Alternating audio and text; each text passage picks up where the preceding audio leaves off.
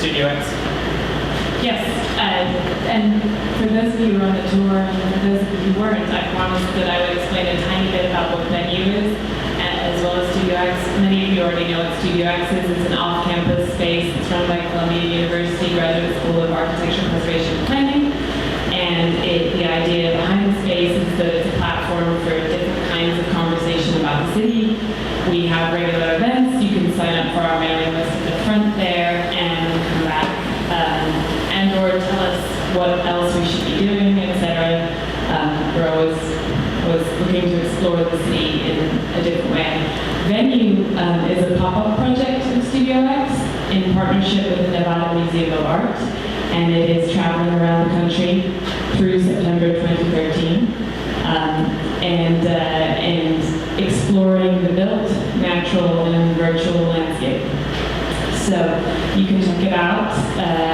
Again, there's brochures at the front. The website is venue.com, but there's a dash between all of the letters except for the .com part, which is easier to type than it is to say. So check that out, and you can follow us along online and then join in when we pop up in our home in New York. So that's the Studio-X and Venue parts of the evening. And do you want to introduce Andrew? So yeah, without any further ado, we'll go ahead and kick off the conversation. Some of you might have been here for an earlier event that we did with Andrew back in October. In fact, I think it was on Halloween or possibly November 1st, but it was our first look at the forthcoming World of Tubes, which is the book that is for sale on the table, which is Andrew's newest book. Andrew's been a friend and speaker at various events for mine now for about 5, maybe even 6 years, going back to Postopolis, which was at Storefront for Architecture. He is an incredibly widely read, widely read, and also widely published journalist. You've no doubt seen his byline. He's a contributing editor to Metropolis and Wired, but has also written for basically any other magazine you care to mention, from Gizmodo to the Wall Street Journal to the New York Times to the New Yorker. Always pursuing a really interesting mix of, I'd say, urban design, architecture, and technology. It's everything from new buildings by Tom Main that house the National Oceanic and Atmospheric Administration to quote-unquote redesigning the skies over New York City for air traffic control patterns and how those are designed for maximum aerial efficiency. But so yeah, Tubes, a journey to the center of the internet, just came out last month through Echo, and is already making quite a splash. There's a lot of really positive reviews and a lot of references to it online, so it's really exciting to see it take off like that. And we're really thrilled to have you back to lead the walking tour that I'd say probably 75% of you were just on, and to talk about the book. So I'm tempted almost to let you take the first question because I missed the walking tour and I don't want to ask something that was just addressed. But yeah, and just to give you a sense of what this format is, the live interview format that we do at Studio-X is pretty informal. So Jeff and I will ask a couple of questions to get the ball rolling, and then you all should feel free to jump in with your own questions. We are endlessly curious, so we can also continue asking questions. That's sort of how this will roll. It's more of a question and answer session than a formal talk or anything like that. But yeah, I wanted to start with a question that actually came out of, I felt like it was a major theme of the tour, was that AT&T was part of the old top-down master planning school of communications building, and that the internet was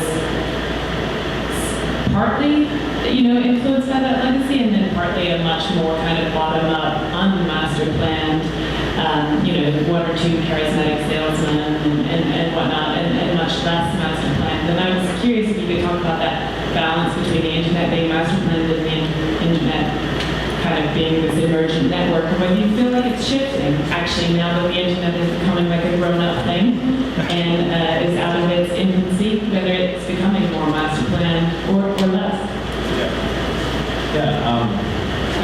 It's good to be back.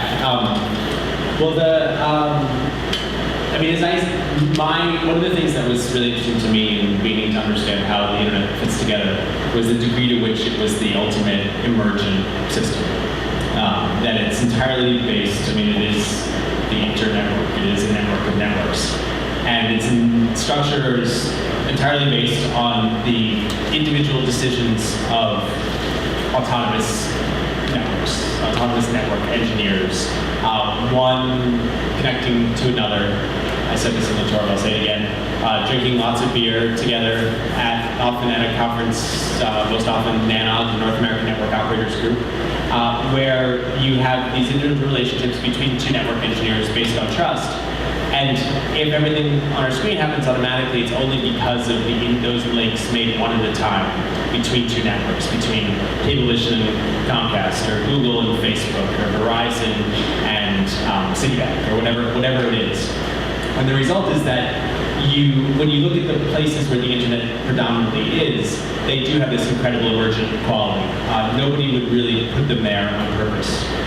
They're there because often, geographically speaking, there's some fact of geography. They are in a major global capital at one scale, or they are narrowing down. They're building 60 Hudson that we walk by. And then they're there because of a charismatic salesperson. Somebody convinced the first two networks to come, and then all the other networks piled on.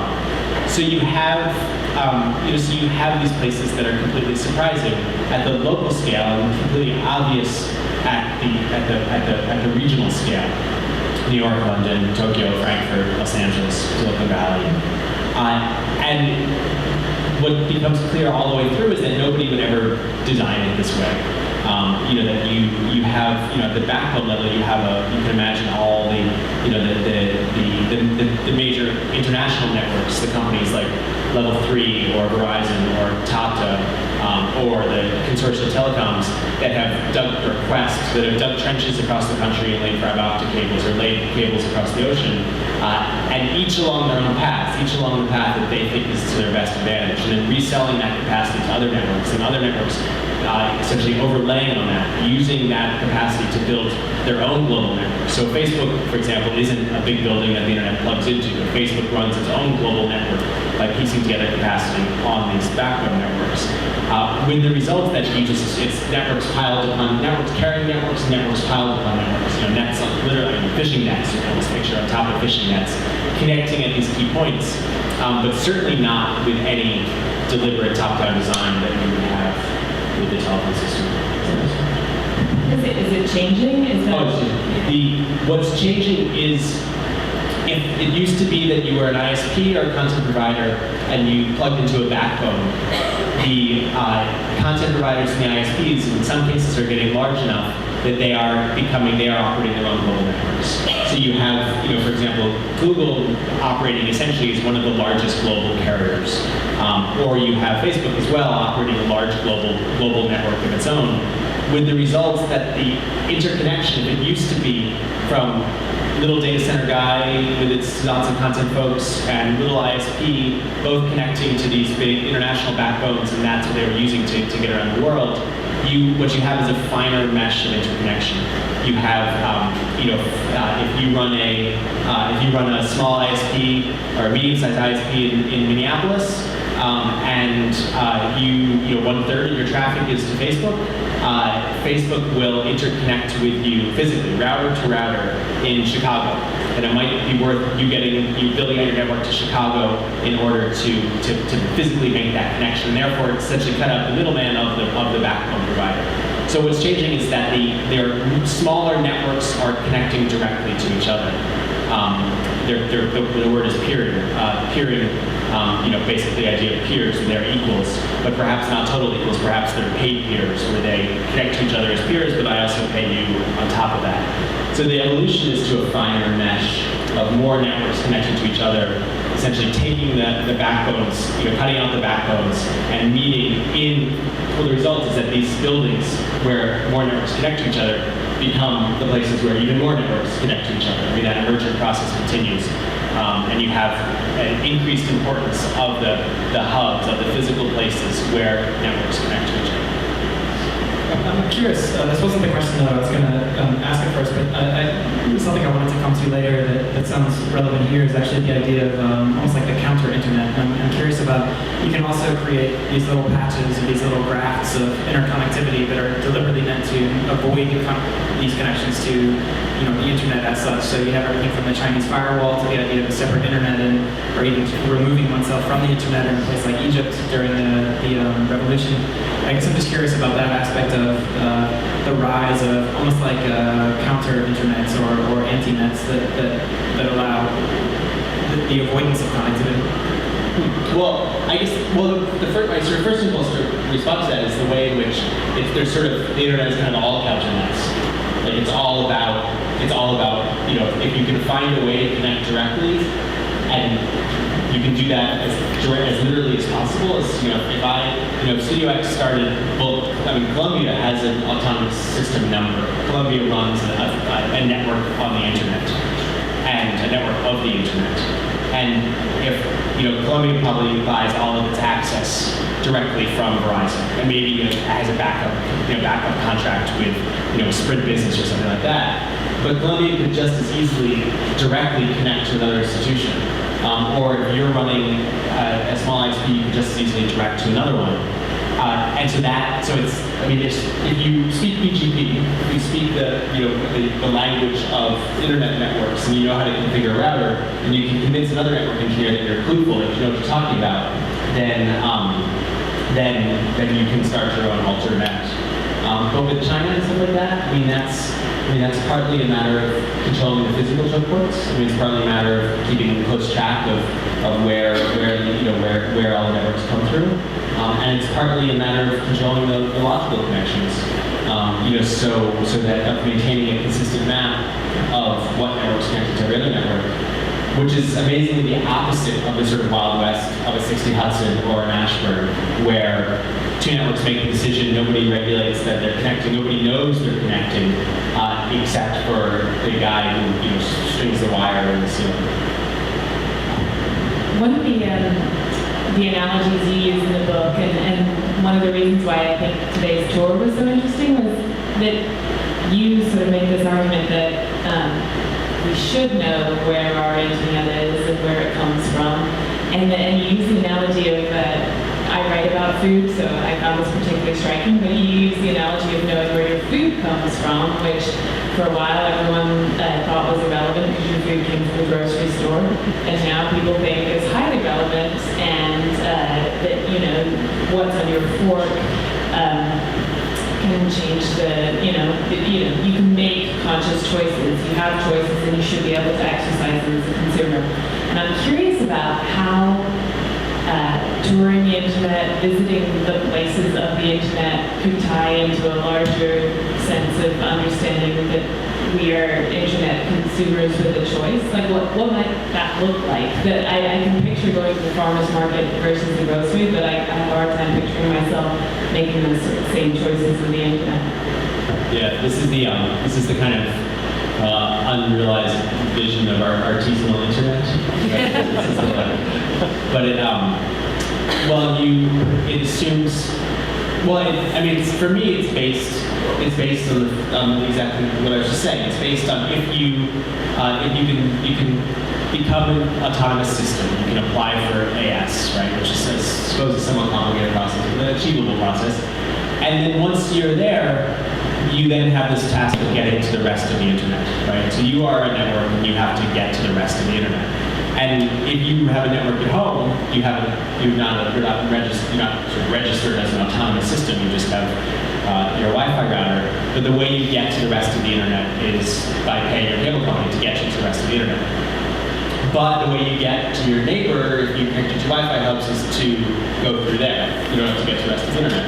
And the same thing kind of scales. So it's like you could begin to piece together separate connections to Facebook. Let's be more specific. If you were really starting your artisanal homegrown Williamsburg ISP, which is shocking to me that nobody has done, the easiest thing you would do would be to buy wholesale bandwidth to the rest of the internet. which fortunately in New York is cheaper than anywhere else. So wholesale transit. Transit meaning we will get you everywhere else. That's the wholesale term. You buy transit at home, but we don't really call it that. And then you would have to, of course, get to your customers. Let's say it's in a single building, right? And then you might then start to fiddle with things. You would say, well, this wholesale transit provider has certain policies that I don't like, or they're capping things a certain way, or one member of their board is also on the board of London Saunter, which makes no sense to the internet. Perhaps you don't like that. Perhaps you don't. Right. And then you begin to piece together other interconnections.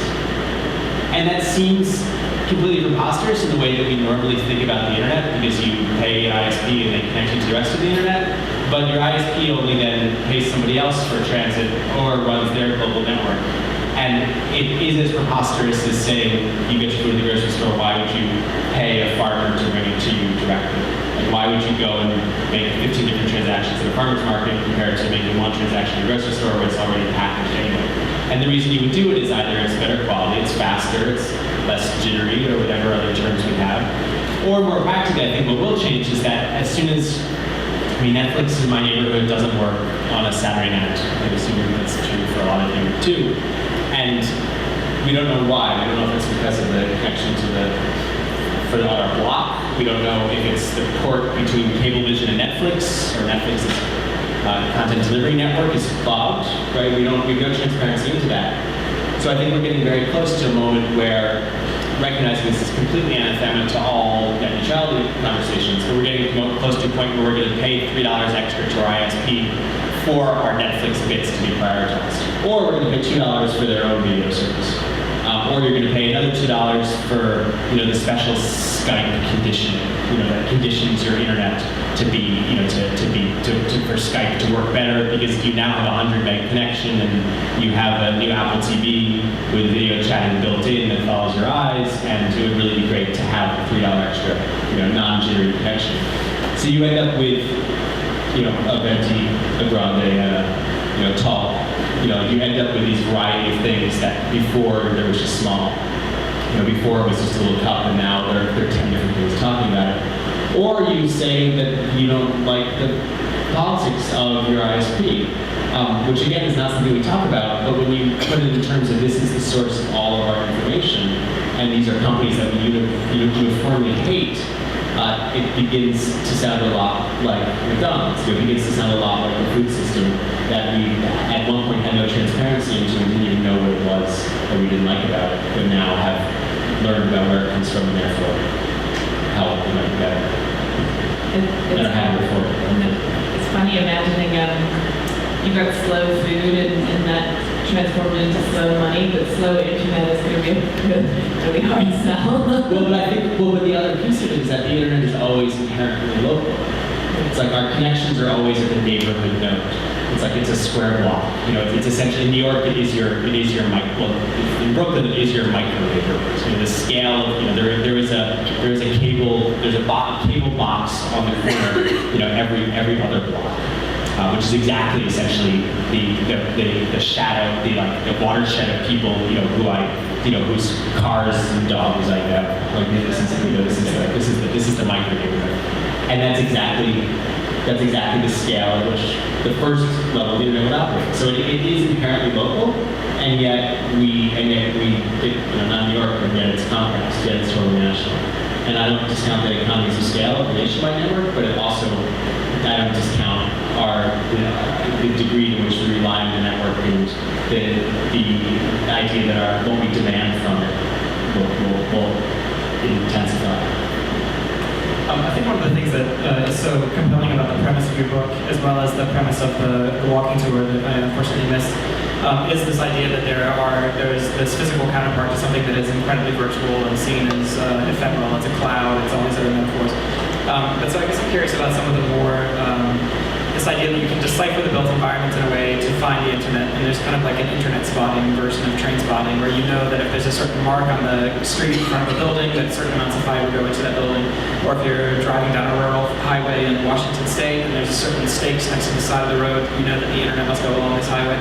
I guess I'm curious if you could talk about that kind of like symptomatology of the internet, as well as maybe some examples that either are always surrounding us in plain sight that we might not notice and we now will see when we leave the building tonight, or just examples from your book and writing the book that really kind of blew your mind as far as like, my God, that's a sign of the internet, and now you know it's there. Yeah, I mean, for me, the train spotting equivalent was sort of a starting point, but it is something. Well, partly because when I started it, I was writing mostly about architecture, about buildings, but was spending all of my time in front of my computer. So it's like it was supposed to be about the real world, but instead it was about the same mediated world through which everything else came through, and therefore sort of was this challenge of can you see the internet? It's like what would happen if you yanked the cable from the wall and followed it, and where would it go? Which is another way of saying, how can I trust what I see and trust that only? How can you sort of take the cloud, this thing that is never fixed and is always changing on the screen in front of you, and try to fix it in front of your eyes?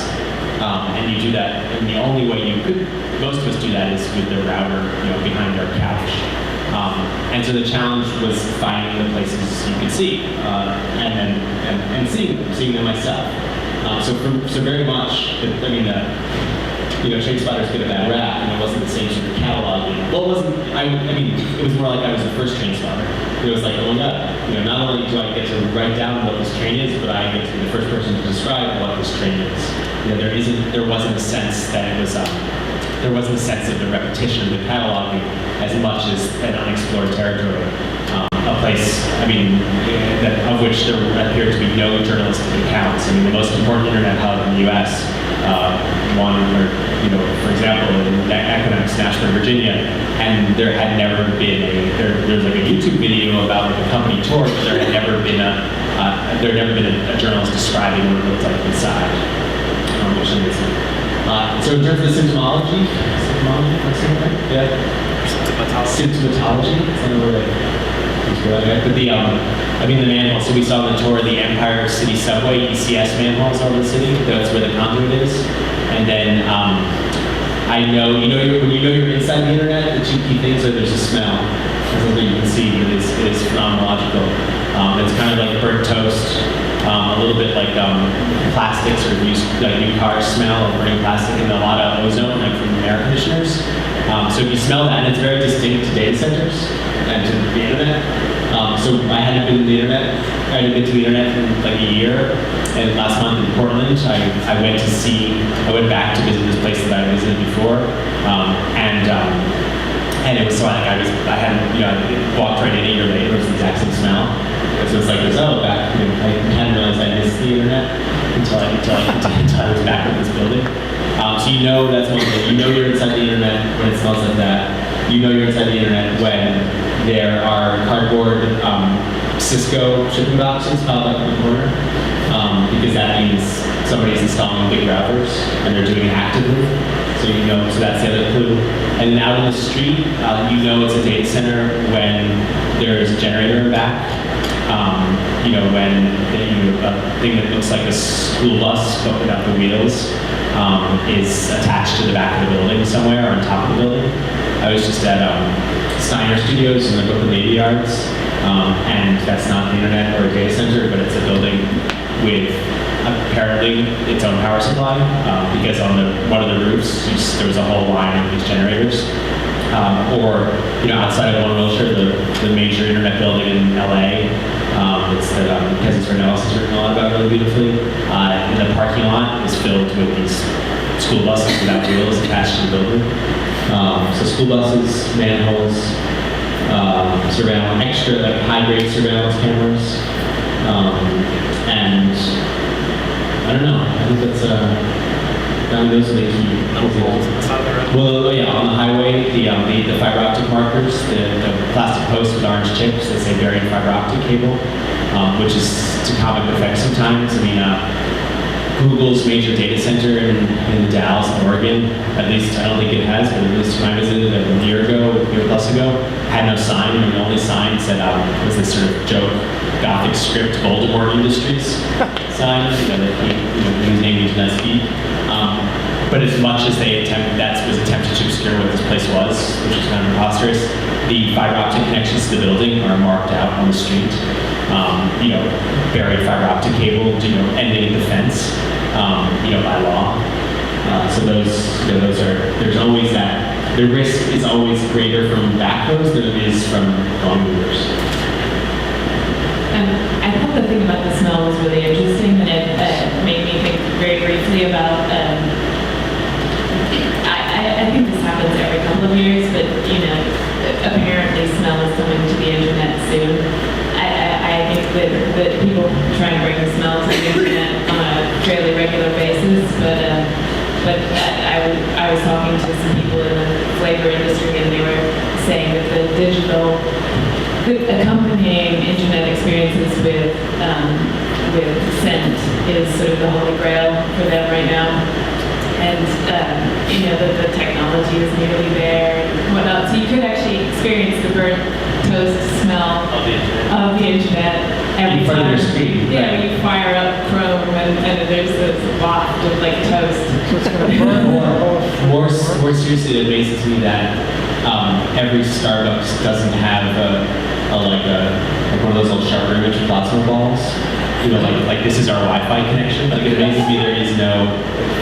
It amazes me there's a sticker on the door, but there's no like glowing board that says this is our Wi-Fi hub. And even like in engineering schools, like it amazes me that it's not somehow monumentalized. Well, which brings me to what was actually my question, which is sort of this idea of should there be, or how would it help to have monuments to the internet? I feel like we went on a tour of places that are sort of almost deliberately anti-monuments, maybe with the exception of that AT&T monolith. But they're not the Eiffel Tower or the old telecoms towers in cities. They're deliberately not that. And I'm curious as to how you think it would, or whether these are the monuments that the internet should have, or whether you could imagine a new monumentality for the internet.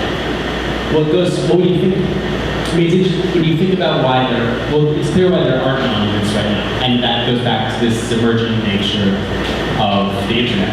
There's no single company that is, that would build a tower. There's no single company that would say, we are the ones that are, we are the kind of, CN, like in Toronto, Canadian National, or AT&T, the Mass Amity building. There's no building no single company would do that, except maybe now Google. And I mean, the way that I could envision it would be kind of brewery style tours, like a glass window where you look in and you see the blinking routers, and that becomes our sort of access to this place, and they're interpretive things, and you get to know this is the actual place where these things come from, and you get to buy a t-shirt, and maybe you get to like check your email. It's really fast. What is this? I used to, when I first started visiting the internet, I was always really tempted to be like, can I get on Wi-Fi here? Like, can I would it be really fast? Like, what would that feel like? And I quickly learned that was an incredibly stupid question, because it's sort of, it's not an analogy I've used, but it's sort of like, like standing beside the Colorado River and like thinking it would be really like trying to get a glass of water or something like that. It's not, the scale isn't right. And when everybody has like a little Wi-Fi hub in their cage, but they always sort of partition like one little like utility circuit, and it's always limited.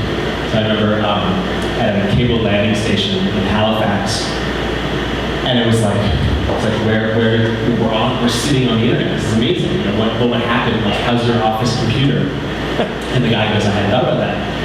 And we like do a trace route on his office computer, and it turns out that it's their corporate network, and it's provisioned through essentially a commercial line in the other end of the cable in Ireland.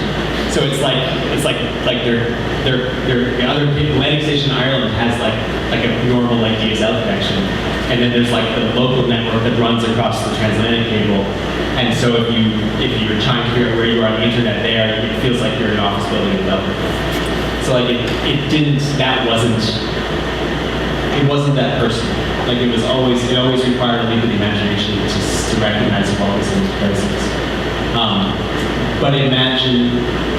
But that said, I have a friend, a network engineer friend who runs an ISP in Madison, Wisconsin, and who posts on his Facebook page his speed test.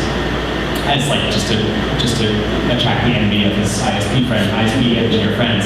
So it's usually like 600 megs down or something like that. So it's like it looks like what if you did it at home, it would be like 8 megs or it'd be like like 16 megs, and his is like 600. And everyone teases him like, oh, what are you done with it? But he basically is doing it for sport. He is sort of tapping into his yeah, right. He is trying to figure out what it can work for fun. It's a great effect. It's funny, just last week, Nikki and I were out in Boulder, Colorado at the National Institute for Standards and Technology, and we got a behind-the-scenes tour of the atomic clock infrastructure that we use to mark time in the United States. But it was really funny because, at one point we were only like 10 feet away from the atomic clock that is marking official U.S. time. But it was obvious that what we were, or at least I'll speak for myself, I was trying to have this kind of mystical experience, like, my God, here we are at the center of national time. But the guy giving us the tour clearly was not only totally blasé, but thought it was one of the least interesting aspects of all of it. And on top of that, it's even when you're that close to the center of time, it still gets filtered through all of these averages, and it's always slightly incorrect, and it's always being buffered against other time clocks elsewhere, et cetera. But it's funny because right when you think you're at the center of a kind of technological experience, it's always that center eludes you. But I'll just go. Sorry, just one. The key building in London, Telehouse, that is the sort of center of, one of the most important buildings in the world, and very much the hub but it sits almost on the prime meridian. It sits like a few hundred feet off the prime meridian, which nobody does. I just wanted to ask one final question from my end, which is that you can't help but sometimes think that maybe we're in the phase of the internet where if it was 60 years ago and we're talking about telephone service in a domestic house, that we're enraptured by the possibilities of the party line, which we now look back and think, my God, how could you possibly even have accepted the existence of a party line? I guess I'm just curious of looking into the future where you see either these kind of the physical infrastructures of the internet and where they're going. Is it submarine cables or is it satellites, or is there something else on the horizon that you're aware of, like trans-Earth cables or something? But then also, is there some other type of internet experience that is on the verge of appearing, either for domestic use or on the corporate level? And what might that future internet be, and what would it look like? Well, the fiber optic cable is definitely pretty fixed for the foreseeable future because the technology continues to advance fast enough that it's that if you're getting an order of magnitude increase in speed by switching the optical modules out at the end of each strand of fiber every few years, and we keep demanding more and more bandwidth, then that's going to be pretty fixed. And certainly, particularly with the undersea cables, if you have an existing undersea cable and every 2 years you switch out the equipment and put equipment in that's 10 times as fast, you figure out a way to squeeze more wavelengths of light through the same strand of fiber, then that's going to be a lot. That's going to be so far ahead of any current, any advance in satellite technology as we understand it today. And with satellites as well, as a counterexample, the sheer distance. You're up against the speed of light being significant for a bounce to space and back. So that is sort of the other application that requires sort of constant back and forth from the user and the data center. In order for there not to be a half-second delay when you press a key on Google Docs, which drives me nuts. There's delay because it goes back and forth. You can't do that any slower. You can't do that back and forth to space. And I have not heard of any transfer But what was it? What was it?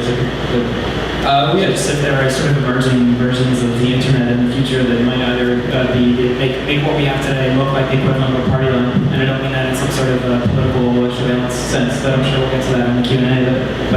Yeah. No, I mean, thinking mostly about the physical infrastructure, my surprise is how little we engage with where it comes from and how little choice we have.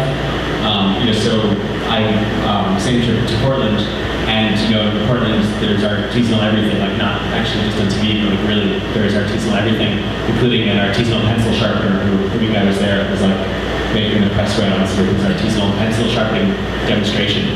And when you ask an audience full of people in Portland where they get their internet from, they all say, Comcast. And that can't hold. Like, I just can't imagine that we will continue to stand for that. And I also just feel like, if people hate their ISPs so much that as soon as there is the combination of regulatory shift and sort of local infrastructure shift to allow for boutique ISPs, then many of us will demand them. We just end up with a kind of Whole Foods sort of trickling down. So you could put them right out of business? Great questions. Yeah. Good, do it. Put the ISPs out of business? Yeah, do it, do your thing. I don't. Why not? I don't. What are you waiting for? I don't think. It seems like a very straightforward evolution to me. But why not just go ahead and do it, if you could? You said there's a way to hook up whatever it is. And so the ISP is like not necessary. So in other words, Comcast, we could do without it completely. But that would mean my assumption is that there will be a company in Williamsburg, Brooklyn, somebody will market an ISP that is on political and performance grounds is meant to be more appealing. Could they get it like half price and make a big profit? Could they do whatever the hell Comcast does half price, less than even that price? I'm speaking in really general terms. I'm just asking you a question. No, it's a fair question. It's not one I'm prepared to answer. I'm not suggesting a business model. I'm suggesting I think this is what's going to happen. Anyone else? So I'm kind of curious, you're talking about artisanal ISPs. Who do you think would be the ones to sort of look at what kind of person would you be a technologist? And if so, what happened there? So the one example that I use is my friend Tony in Madison, where he's a network engineer, a very talented one. A lot of the sort of knowledge about internetworking is not very widely distributed. It's partly because there aren't that many ISPs, and there's a lot of the sort of original geeks who started local ISPs that were then snapped up and now have been sort of consolidated. So he has a data center company. He has a data center in a floor of an office building in downtown Madison. And Madison has lots of private dorms, apartment buildings that are dorms. So they're sort of small and medium-sized businesses. They're landlords, but they sort of operate also as dorms. Not really apartment, more specific than apartment buildings, with a population of huge desire for the internet and competing against the university's network. And so part of his business is connecting these buildings with microwave links the quarter mile from where they are around the university to the building that his data center's in, where they have wholesale, robust, relatively inexpensive connections to the rest of the internet, and using that to sell serious bandwidth to these dorms. And then when the Wisconsin governor recall vote comes around, they hooked up a high-definition video feed of the room where they were recounting that you could then access from anywhere. So you could watch them count the ballots, which makes TrainSpotting sound really boring. But what was so striking to me about that was that was a moment where Comcast or Verizon or Quest are not going to, out of the goodness of their heart, set up a video feed of the ballot counting, the ballot recount. Only a company that's part of the community that sort of sees both the promotional appeal of that and also sees the public service of that is going to do that. And so you have Madison's a very politically engaged community. So you have a bunch of pieces there. You have both he has the wholesale bandwidth, he has that piece, he has the nationwide connection, the backhaul. You have a scale, an urban scale, where you can, and a sort of building typology where you have these towers that with point-to-point connections for the last quarter mile, not Wi-Fi, but more sort of heavy-duty links. And then you have a population that likes the idea of supporting a local business like this. So that so it's both. I mean, it's some capital, it's a lot of expertise. And then also he has sort of finesses, finds the best economy and efficiency in the connections that he has. So it's a lot of fine tuning. I wrote about him as a counterexample to the internet in a suitcase idea that the New American Foundation and others have talked about, which seems so preposterous to me. I mean, the U.S. government was gonna send in a radio-controlled blimp to Cairo. This was going to create a mesh network that was going to supply, each. I think it was misrepresented, wasn't it? I mean, it's not exactly an internet.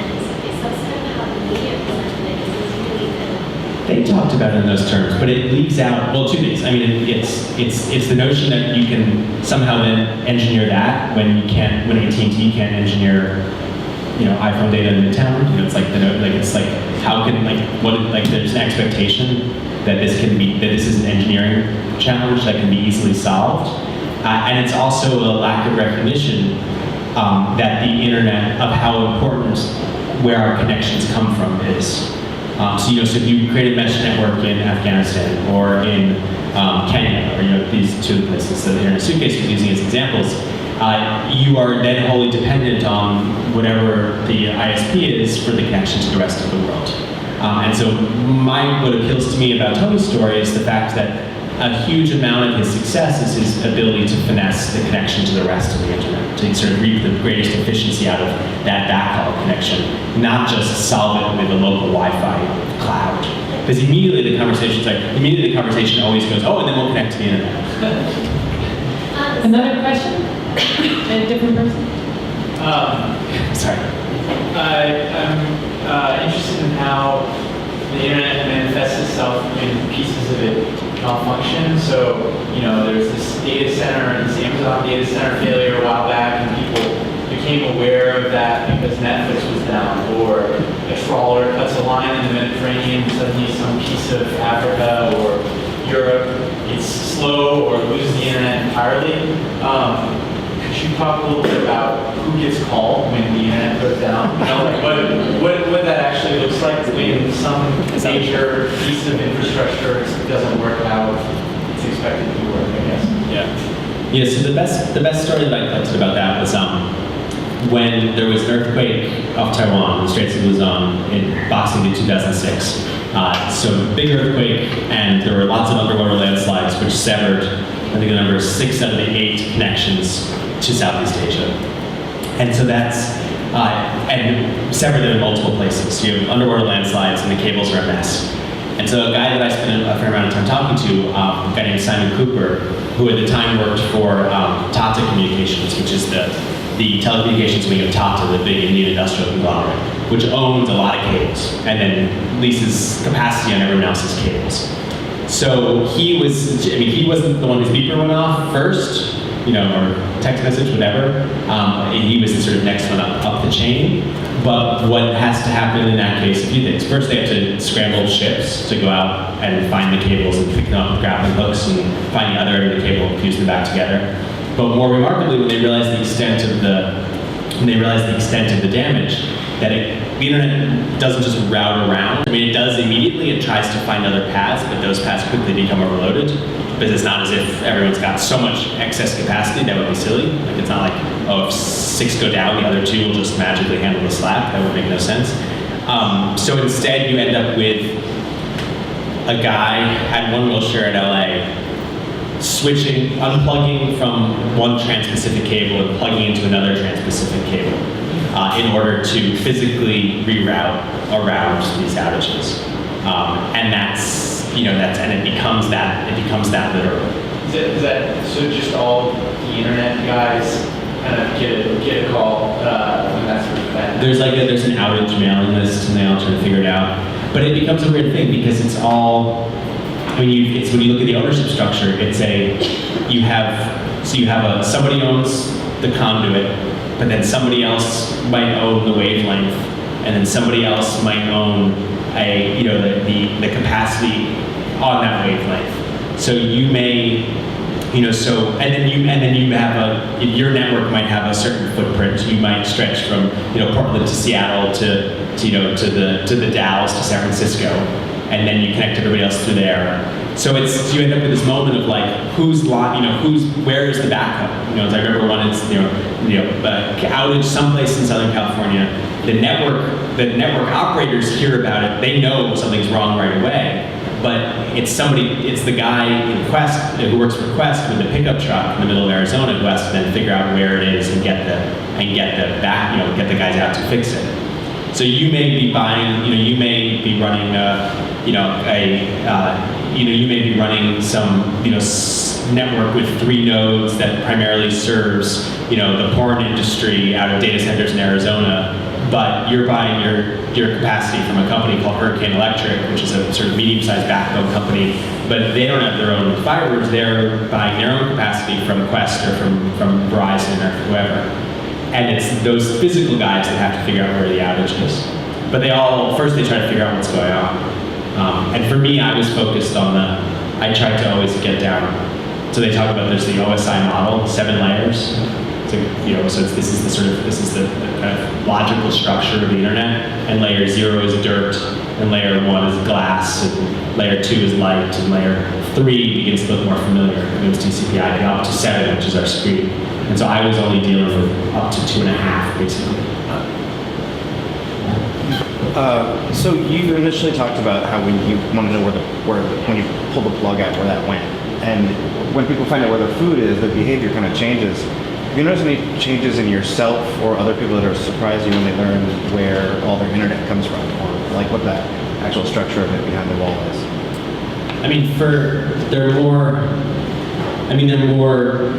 There's sort of more immediate things. For example, I found Google to be the most obfuscating and terrifying company across the entire internet. So I am not a Gmail user. I just find it a collective delusion. It's like that we all. Yes, it works well, but it's like the idea that as a journalist, I feel more pressingly that that it's working independently. Like if I use Gmail, this would be all of my thoughts and ideas keyed to all of my web searches about a company I'm criticizing in public. It just doesn't seem like a good idea, no matter how not paranoid you are, no matter how little you believe in conspiracy theories. That just doesn't seem to. You wouldn't do that. It just doesn't make sense to me. But then otherwise, it's really, it's a recognition about when it's going to work and when it isn't going to work. I was just in Edinburgh and London, and the internet in Edinburgh didn't work as well as in London in the hotels I was staying in. And that might have just been unique to the hotel, but is also, for me, felt more connected to the fact that the internet on a wholesale level in Edinburgh is going to be a lot more expensive than in London. And therefore, for a hotel or whoever is providing internet access to the hotel, it's going to be a lot easier to provide a lot higher capacity line where wholesale bandwidth is cheaper. So interesting. Right. So it's like if you're at a, it's variable, but more likely, a hotel in downtown Los Angeles is going to have a faster connection than one in the middle of the desert. For not just last mile connections, but because of its sort of general regional marketplace of bandwidth. So I'm sort of more aware of that variability. How is you guys used to complain horribly about your connection in this room. Yeah. It was terrible. Is it still terrible or is it improved? We paid a provider an unbelievable amount of money so that it's much better. But basically, it was just that there isn't FiOS in this building. Right. Yeah. But that's addictive. But it's like FiOS is the brand name for fiber, and it's like is there fiber in this building in the basement? Did you find that out or no? I'm assuming we're on fire now. Well, the way isn't the way that they did I guess I was under the impression that when the building was originally built, the landlord wouldn't allow wires to be brought up from the ground floor up to the other floors, except for on one really distant part of the building, which is on the extreme far side. And it's only one line, and it has to come to everyone. So that makes the internet on the 16th floor in this office unbelievably horrible. And so they actually had to put in their own. Isn't that what he did? He put in his own sort of fiber optic line that goes from the street up to here. And now we have this router at exorbitant expense to be able to email each other. But yeah. But the other example of that is Australia, where we were in Australia a couple years ago, and the unbelievable expense and also just often slowness of the internet down there, which goes down to the fact that there are so few oceanic cables that go to Australia to bring up the internet. So I just thought that was a really interesting and direct physical experience of what it means to live in a place that literally does not have enough internet. Yeah, no, and that. And there are different reasons for that, right? I mean, they're both market reasons and they're physical reasons, yeah. I mean, could the capacity be increased to Australia on existing cables? Only if it were competitive for the company to do it, and that I understand. But will there always be the additional cost of maintaining cables that are an extra 4,000 miles than they would be somewhere else? Yes, like that. Like you gotta keep the insurance policy for the ship if that cable breaks. That was one of the things I found interesting in the book was that it was the Oregon town that had just been like, we're close to this super highway of the internet, and yet we are not on it. So let's build our own access road to the internet and connect ourselves to it. And that's where Google's data center is now. But it then made me think, why doesn't Australia just pay to have a ton more cables? I mean, the country of Australia. Well, I don't know all. I know some of the details about the Australia story. I mean, there is an incumbent telecom, and now there's like a nationwide fiber build-out plan. And now there also is a new cable that was finished 2 years ago, a pipe cable. That from Australia to Guam, major cable hub. That has always been a strategic hub. But that's so that begins to solve part of the problem. Maybe. Seems like it could be. I mean, the USDA funds broadband in rural areas, and you kind of start to understand why it could be a national priority to lay these networks where it's not economically feasible for a company to do it. So part of what interests me is that normally we talk about the cost of the last mile, right? Like it's too expensive to lay fiber to farms and wherever. And as big an issue is the middle mile. So is the connection from a local hub to a regional hub, to one of these centers. And so I just looked at the operative cost is internet transit, right? So that's what it's called. We look at, if you ask the backbone providers, do you charge different prices for wholesale transit in different parts of the country? And they say, no, we charge the same price for wholesale transit wherever we go. We won't tell you what that price is, but we assure you it's the same price everywhere. But wherever we go, that means if you're an ISP, you have to get to this one building in Kansas City, this one building in Minneapolis, this one building in Denver. And then from Denver, the next stop is Boise. So it's like, and maybe not everyone's in Boise, only a couple of them are in Boise. So if you're anywhere, so if you're, if you're 60 miles outside of Louisville, and you want to start an ISP, and you need wholesale bandwidth, you either buy it from Quest, or you somehow get to downtown Louisville, which means buying it from Quest. So it's like, if there were open access regional networks, if there were open access regional, middle mile networks, then you would be able to have a broader marketplace of wholesale bandwidth. If you have a broader marketplace of wholesale bandwidth, you can start an ISP in a small town that offers faster, much faster. Sure. I'm interested in the discrepancy of bandwidth for different locations, and I can have a three-part question about it. First part is, how come just like Hong Kong can get 100K when like New York City has a lot slower? And if they're trying to access servers in the US, what does that mean in terms of their bandwidth there? And can data be synced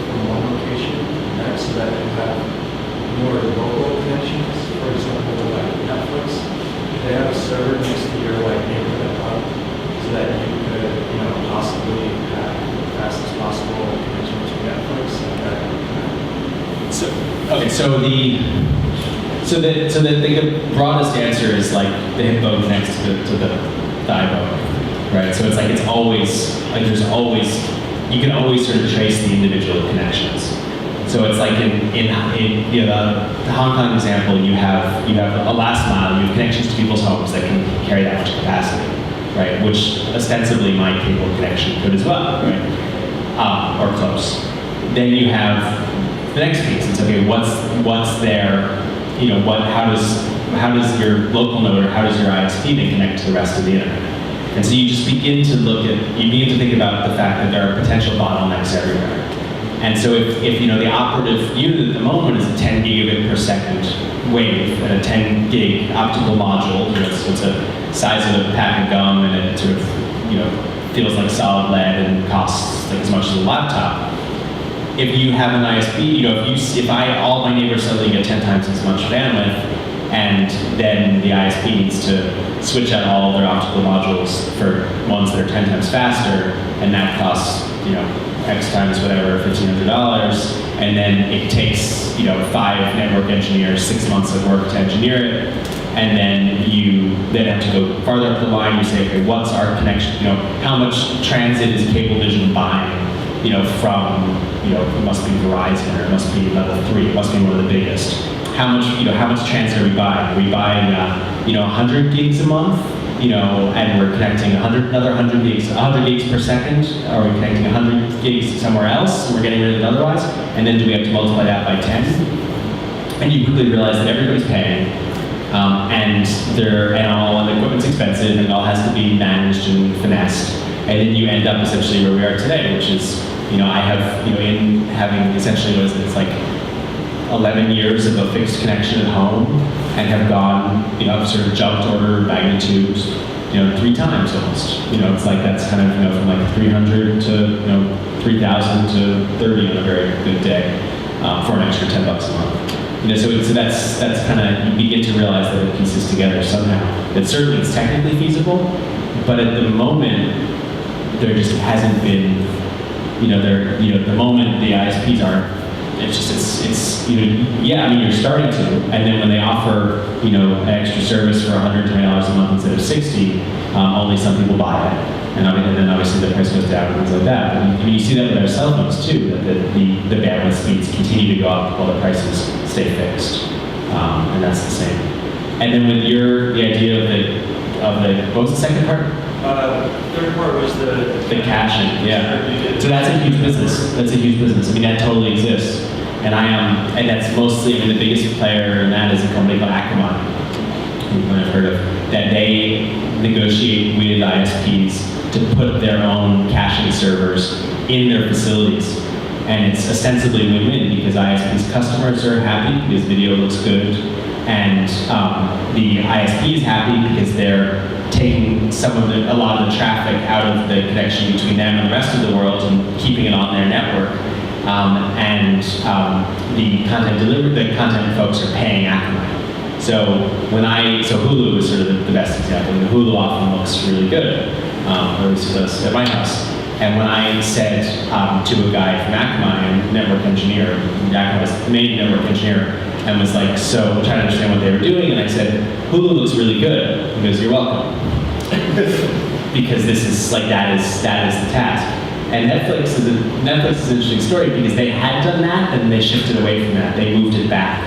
Because the other way to do it is to keep it all in one place and then to run or contract a big nationwide backbone that then connects individually.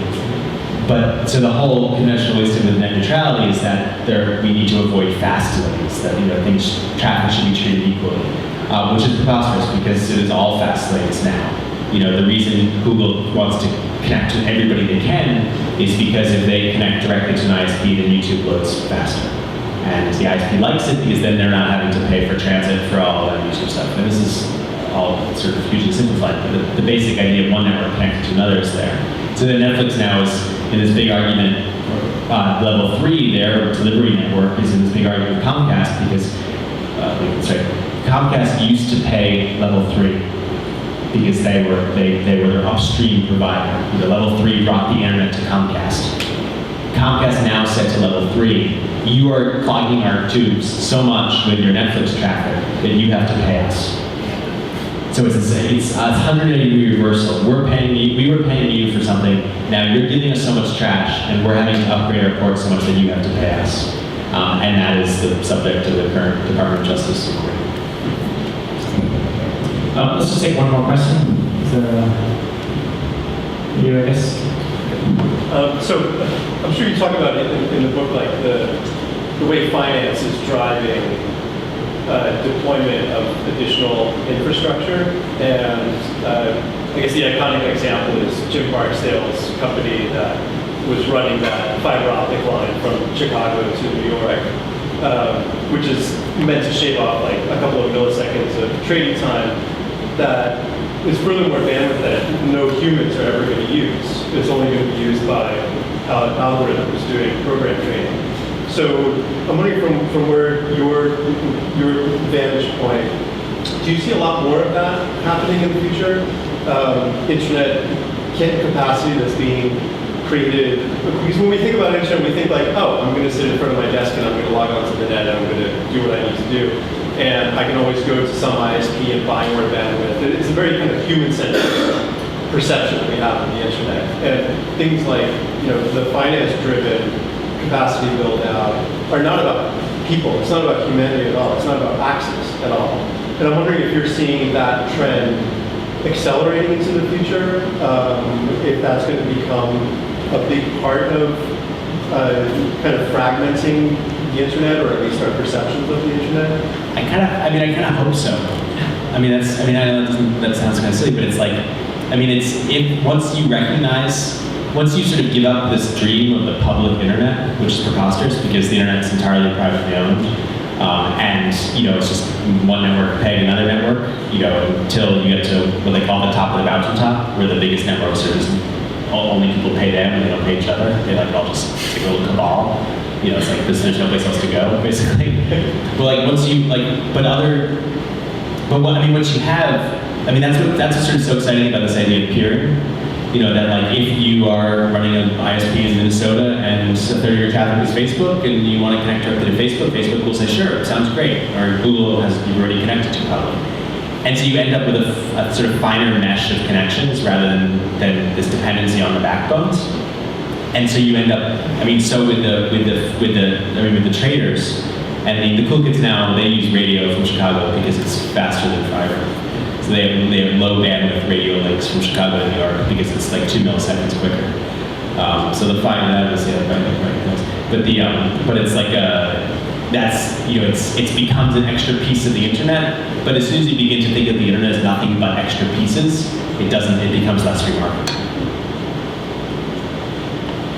All right, I think maybe we can persuade you to stick around and sign some books and answer more questions if people have them offline, but we'll call it a night on the... And I should say I've gotten increasingly bold in the last 6 weeks about buying books. You really should buy a book. You should buy the book.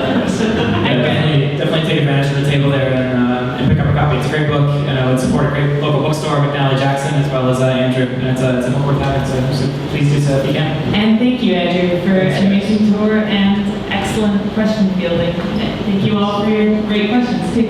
Cool.